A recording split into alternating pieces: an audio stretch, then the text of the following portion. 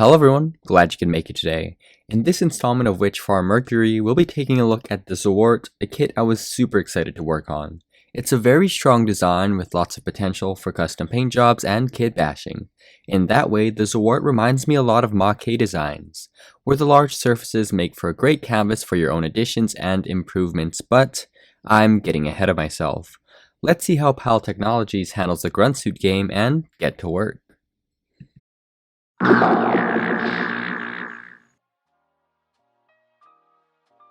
I really like this box art. Everything so far has featured brighter and bolder colors, but the gray adds that real robot military feel.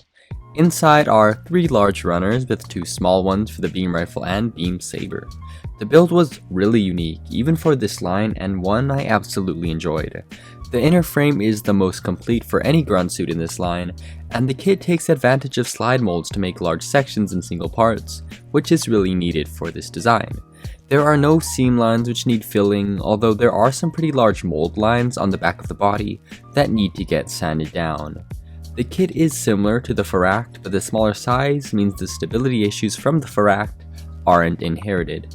The articulation is actually amazing for something this compact. There are ball joints almost everywhere, but since there aren't any polycaps, the joints aren't loose. I feel like this is what the IBO high grades wanted to be, and in a way, it's a smaller, more stable Faract.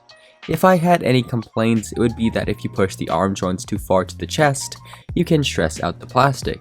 But other than that, this kit is pretty much perfect, and I even prefer this kit to things like the Aerial, since I can paint up a bunch of them. At time of recording, I have 3 of these kits, and will probably get more, 5 if we're counting the Zowort Heavy.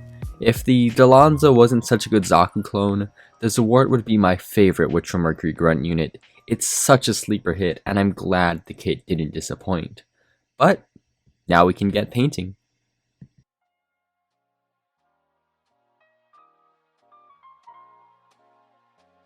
I primed with Mr. Finishing Surfacer 1500 Black and sprayed a coat of Tamiya TS17 Gloss Aluminum, just like on the Faract. I've chosen aluminum due to PAL suits being capable of independent flight, which would require a lighter material than the gunmetal or steel I normally go for.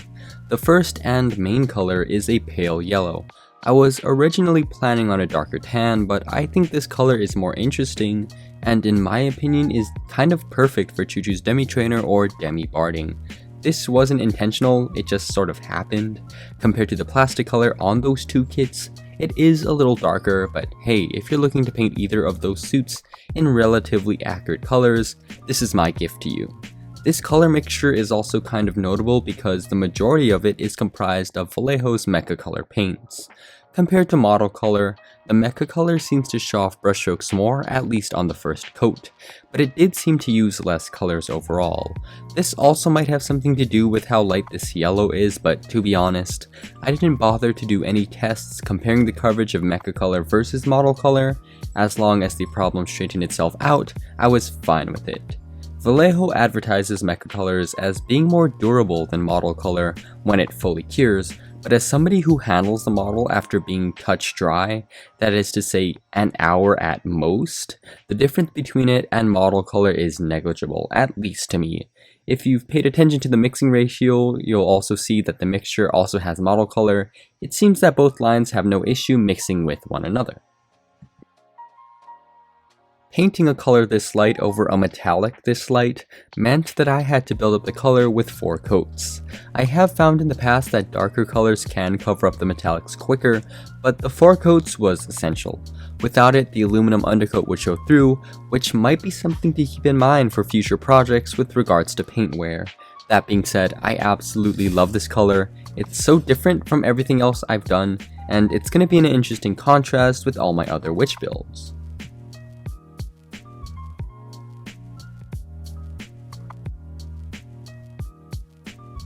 I think we all made the connection between the Zowort and Armored Core, but the large torso with the movable thrusters and large intake vent makes me think of a racing mech.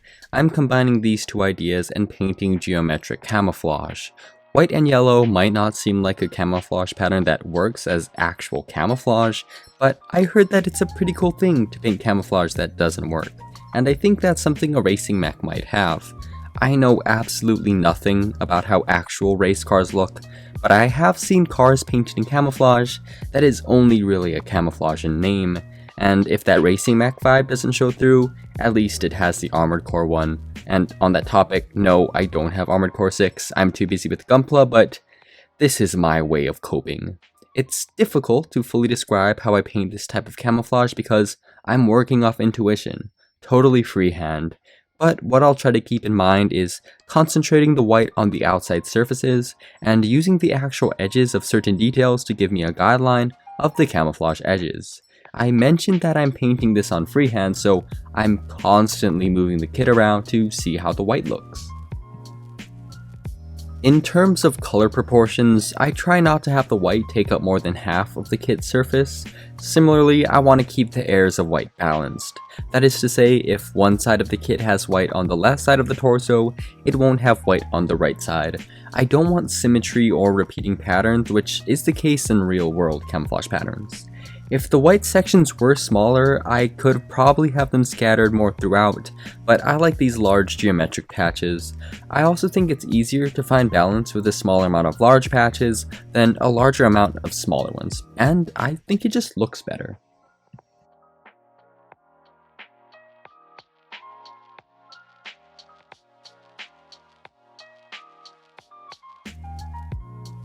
Although the color scheme is greatly different from that on the Fract, I still want something to tie the two builds together. Just like on the Fract, I'm including some Basalt gray accents with color placement identical to that on the Fract, like the chest, thrusters, and legs, and yet again, I'm just amazed at how well Basalt gray goes with every color I've paired it with so far. I was worried at first with this yellow, but it just looks so great together.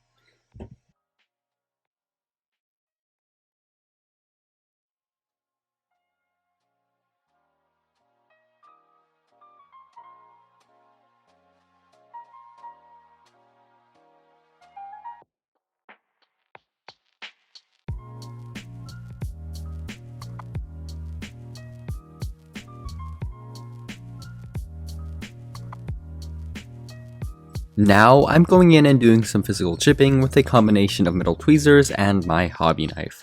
The technique is pretty simple, using these tools to just hit the model, removing small pieces of paint to create superfine in-scale chips. It's a technique that's super easy to do, and for the most part, I don't have any rules for. It's literally just hitting the paint with my tools until I get a result I'd like. But if you're new to something like this, I can see why you might be a little hesitant to do so. The only time where I have any sort of method is when I use the hobby knife to create scratches, and it happens just like you think. When creating scratches, I'll try to think of where these would actually occur on the mobile suit. It's why I don't chip parts individually. In real life, some areas would be hidden by the rest of the body, so it wouldn't really make sense to introduce chipping to parts that wouldn't normally get external wear.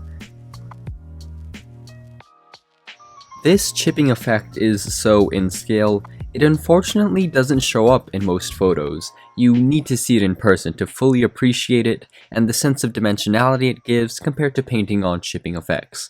But that's why I like it. If you took a real-life mobile suit and shrunk it down to 144 times smaller than its real-life size, would you see that much chipping?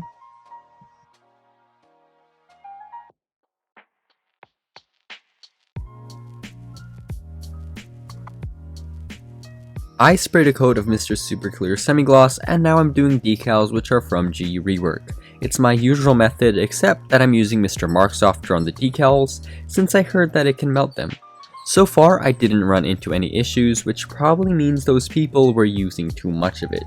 But I will be using this perceived issue to my advantage later on, and this is the old formula, which isn't as potent. In terms of decal quality, HG reworks are consistently great, and really add a sense of scale and realism that you wouldn't get without decals. As usual, there are a very large amount of general caution markings, enough to decal up at least 2 of these kits with a single sheet, but you will be needing more of the larger ones. In the past, I bought several decal sheets of generic caution markings to use on kits that I don't have decals for yet, but as I build more witch kits and use HG Reworks decal sets, I've amassed so many spares that these decal sheets are redundant, but having more decals definitely isn't a problem. Now I can test how aggressive the mark softer is since I'm chipping up the decals, and I'm really brushing a lot of this stuff on before going in with my knife. I really let the decal soak in the softener and they did melt, but I did have to use my knife to disturb the decals. They wouldn't just melt on their own. I always use a fresh knife to chip decals, and this is even more important now. If the blade was dull, it would tear off large sections, potentially even half of a decal. Not ideal, even for me. As usual, I'm using my hobby knife to just scrape the decals until I get a result I like. I will try to chip with a sense of directionality, but my overall goal is to get something that I think looks good. I'll mainly focus on the larger ones, just because the chipping effect will actually be seen on these areas. With the smaller decals, there's always the potential of missing the actual marking and scraping off all the surrounding paint, leaving the decal intact. This is something that you need to be a little careful around, since you can go too far pretty quickly, and unlike paint chipping, the results can actually be seen without having the model 4 inches in front of you.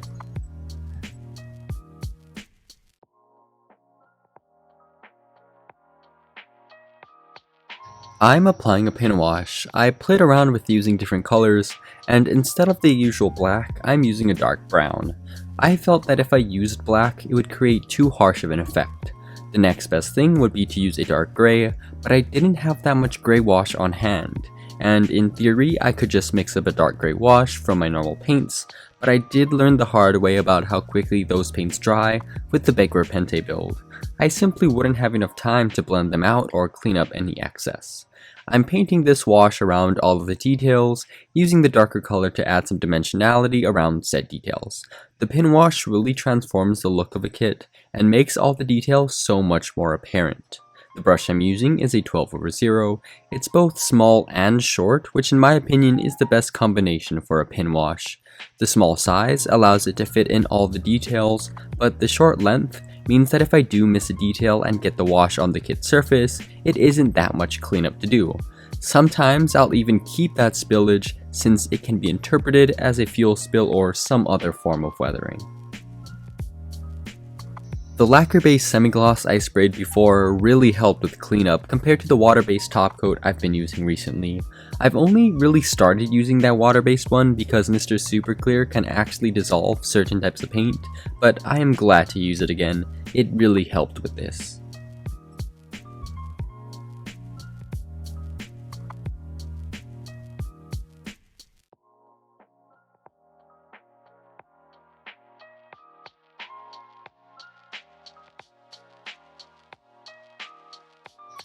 After letting the pin wash dry for several hours, I can go in and add a patina. Since these colors on the Zowort are on the lighter side, I have to go lighter with my patina colors. So instead of a dark brown wash mixture, I'm using a grayish brown wash mixture.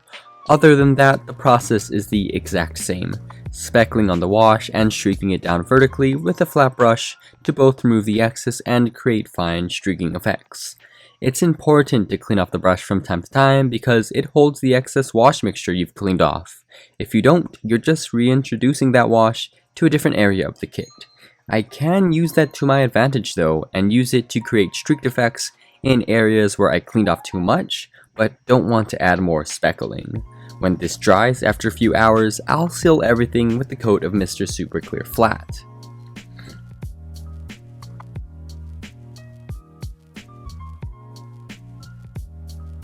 The last piece to work on is the visor.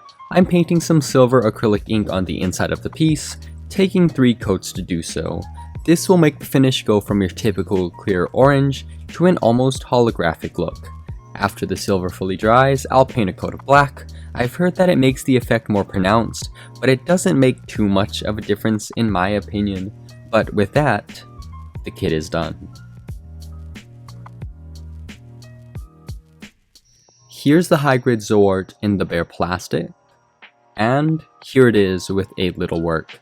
I have to say, I am so satisfied with how it came out, especially compared to the last kit in Witchfarm Mercury. Is it perfect? No. Could some things be better? Yes. But this was such a satisfying return to form. After that last build, I was kind of suffering from imposter syndrome, but with this one, I couldn't be more happy to return to that slightly military, weathered look that I enjoy.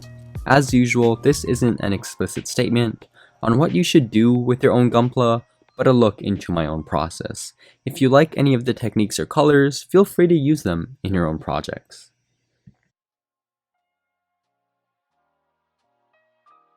Next up in the series is the Witch Farm Mercury Season 1 finale. That's right, I'm splitting the series into 2 seasons. We're ending Season 1 with the Tikbalang. I was originally considering putting it in with this video, but I think it really deserves its own. It's got so much more going for it than you'd initially think, especially for a flight unit. As usual, thank you so much for watching, and I'll be seeing you in the next video, whenever that is.